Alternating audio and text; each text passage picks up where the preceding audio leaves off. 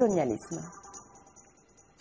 Bien que le travail des mineurs soit interdit au Maroc, de nombreuses familles ont recours au service de ce qu'on appelle les petites bonnes.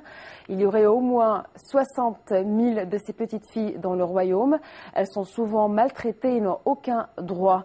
Plusieurs cas de torture ont été enregistrés, mais les employeurs restent généralement impunis. Face à ce phénomène, les autorités marocaines préparent un projet de loi. Reportage de Jean-Marie Lemaire. Au Maroc, des centaines de jeunes filles quittent chaque année les campagnes pour partir travailler comme domestiques dans les grandes villes. Les plus jeunes n'ont même pas 10 ans. Ici, on les appelle les petites bonnes. Amina était l'une d'entre elles. À 12 ans, elle a été embauchée par une famille aisée de Casablanca. 3 années d'une enfance volée. Leur comportement n'était pas correct. La nuit, ils me laissaient dehors et ils ne me donnaient que les restes du repas à manger. Ils ne prenaient pas du tout soin de moi. Je ne veux plus jamais travailler comme ça. Je veux juste aller à l'école. Le système est rodé. Les employeurs passent par des intermédiaires comme Abdallah. S'il lui refuse de recruter des enfants, les autres ne sont pas aussi scrupuleux. Moi, j'ai le téléphone de tous les intermédiaires de Casablanca, Mohamedia et Birjdine notés dans mon agenda. Celui qui veut une bonne, il m'appelle et je vais lui chercher la fille à la campagne en fonction des disponibilités.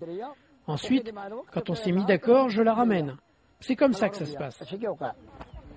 Loin de leur famille, déscolarisées, les petites bonnes se retrouvent à la merci de leur employeur.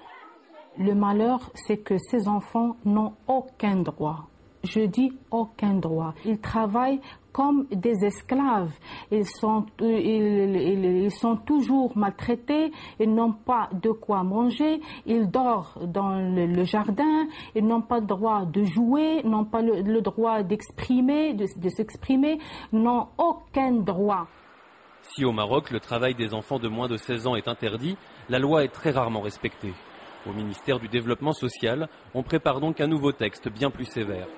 Pour les intermédiaires et les employeurs, actuellement, quand ils emploient une petite fille de moins de 15 ans révolue, à la limite, ils ne risquent rien. Cette loi, en fait, va venir pour en même temps régir le travail des gens de maison et en même temps criminaliser. Surtout, ce qui est important, c'est ça. C'est criminaliser justement et les employeurs et les intermédiaires en cas de récidive. Mais reste la question de la précarité qui pousse les familles rurales à envoyer leurs filles travailler comme domestiques. C'est une question de survie. Ces personnes ils vivent dans l'isolement, dans la précarité et c'est des personnes qui sont aussi analphabètes. Il faut leur donner et leur assurer des moyens pour survivre. Dans la société, les langues se délient. Plusieurs cas de torture ont été dénoncés. Et les victimes ne sont pas seulement marocaines. De plus en plus de domestiques sont amenés de l'étranger. Tous les jours, je dormais sur un balcon. Je n'avais pas de vêtements. Tout le monde pouvait me voir. Je n'avais rien à manger. Ils me faisaient boire de l'urine. Ils me frappaient beaucoup, tous les jours. Si l'État semble enfin décidé à combattre ce fléau, le plus difficile sera sûrement de changer les mentalités.